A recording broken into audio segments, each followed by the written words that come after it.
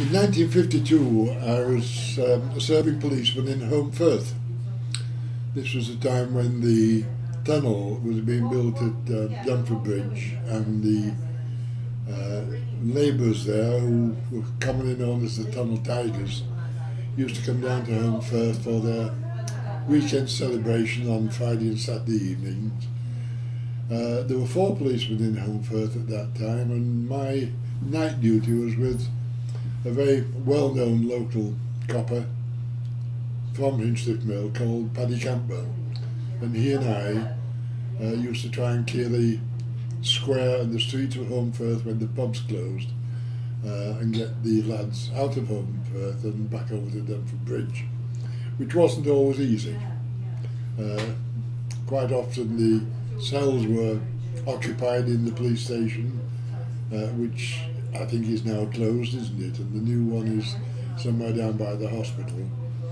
But the initial problem with the principal recollection about 52 and 53 was going down to the Coronation on duty.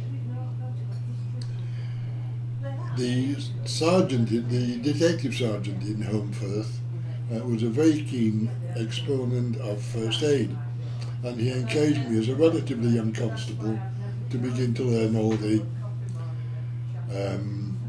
dialogue of first aid and the way first aid should be carried out. And there was a competition in West Yorkshire which I won as a probationary constable, and perhaps part of the reward was to go down to London for the Coronation on duty. So busloads of West Yorkshire policemen went down to London. We were given a fairly accurate and comprehensive briefing, and then by 4:45 in the morning we were on the streets. My post was in Whitehall, which I think was a very, very good location to be. And the organisation was that there was a non-London policeman between 2 London policemen. The crowds were there very early, very enthusiastic, and sandwiches, cakes, all sorts of things were being passed over, particularly beer and tots of whiskey. As a lifelong teetotaler, that didn't bother me, so I passed it on to let the policeman on my left or the policeman on my right, and by the time the Coronation procession was coming past, the gentleman on my right was very, very well oiled, waving his helmet and shouting joyously to the Queen and wishing her the best of luck.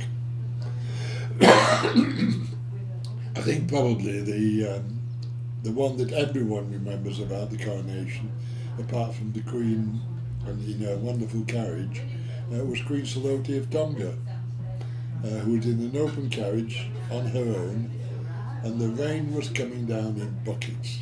It was just sheer rain.